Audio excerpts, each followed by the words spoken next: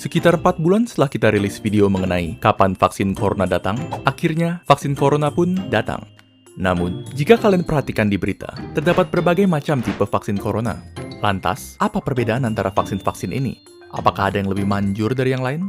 Atau apakah semuanya sama saja? Untuk menjawab semua pertanyaan tersebut, mari kita simak dalam video ini.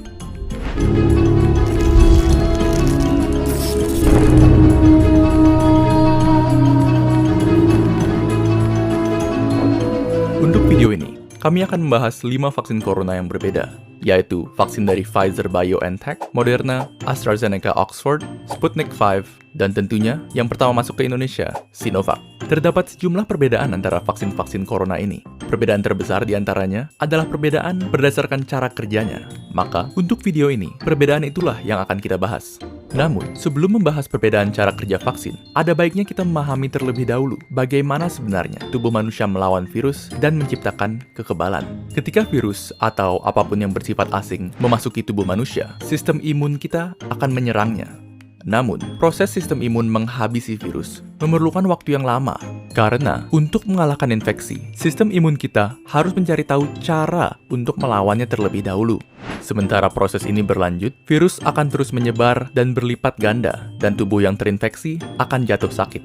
Akhirnya, setelah sistem imun tubuh berhasil menghabisi virus, dia akan terus mengingat cara untuk melawannya, sehingga jika virus yang sama datang lagi, tubuh kita sudah siap menghadapinya. Jadi pada dasarnya, bisa dikatakan bahwa cara kerja semua vaksin itu relatif sama, yaitu untuk memberi sistem imun kita strategi perlawanan virus tanpa harus melawan virusnya secara langsung. Meskipun demikian, cara menyampaikan strategi perlawanan tersebut berbeda-beda untuk tiap vaksin. Kita mulai dengan Sinovac, vaksin COVID-19 buatan Cina yang menggunakan metode inactivated virus atau virus yang dinonaktifkan. Metode ini menggunakan virus COVID-19 yang sudah dibunuh yang kemudian dimasukkan ke dalam tubuh manusia. Walaupun nonaktif dan tidak dapat menyebar, sistem imun tetap akan menanggapinya dan mempelajari cara melawannya. Namun, respon dari sistem imun mungkin saja tidak seampuh jika melawan virus yang masih hidup. Oleh karena itu, tipe vaksin seperti ini memerlukan beberapa dosis supaya efektif. Selanjutnya, terdapat vaksin dari AstraZeneca dan Sputnik V yang menggunakan metode viral vector. Berbeda dengan metode virus non-aktif, metode ini menggunakan virus yang masih hidup namun relatif lebih lemah, seperti adenovirus yang menyebabkan pilek.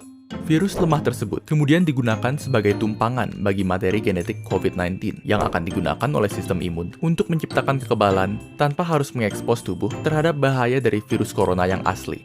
Dan selanjutnya, metode yang paling banyak dibicarakan dan yang termutakhir di antara vaksin-vaksin yang ada, yaitu vaksin mRNA yang digunakan oleh Pfizer dan Moderna.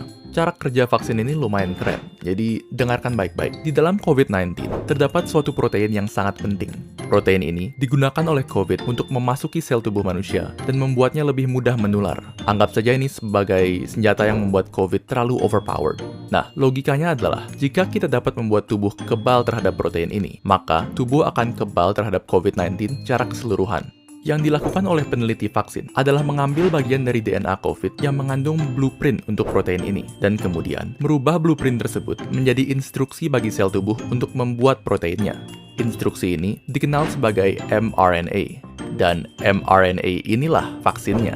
Lalu, mengapa kita ingin sel tubuh membuat protein ini? Bukannya itu berbahaya? Tidak sama sekali. mRNA ini aman karena hanya mengandung instruksi untuk membuat protein itu saja dan tidak mengandung virus corona sepenuhnya. Jadi bisa dianggap seperti senjata tanpa tuan. Setelah mRNA masuk ke dalam tubuh, sel tubuh akan memulai membuat protein ini yang kemudian akan ditanggapi oleh sistem imun. Setelah sistem imun berhasil menghancurkan protein ini, dia akan tetap ingat cara melawannya, sehingga membuat dirimu kebal terhadap COVID-19. Pada akhirnya, video ini bukan bertujuan untuk membujuk Anda memilih salah satu vaksin. Karena bagi kebanyakan orang, vaksin mana yang kita dapatkan sudah di luar kendali kita. Yang perlu kalian ketahui adalah vaksin yang kini disiapkan untuk penggunaan massal telah melalui tahapan pengujian intensif untuk menjaga keamanan dan keefektifannya. Dan fakta bahwa kita sudah bisa mendapatkan sekian banyak vaksin dalam waktu tercepat dalam sejarah manusia sudah merupakan sisi terang dalam tahun yang sangat kelam. Tentunya, semua ini dapat terjadi berkat beribu-ribu tenaga medis, saintis, serta peneliti yang bekerja non-stop sejak pandemi dimulai. Dan kini, sisanya di tangan kalian. Sekian untuk video kali ini. Jika kalian dapat memilih vaksin merek apa yang kalian gunakan, tulis pilihan kalian serta alasannya di kolom komentar di bawah.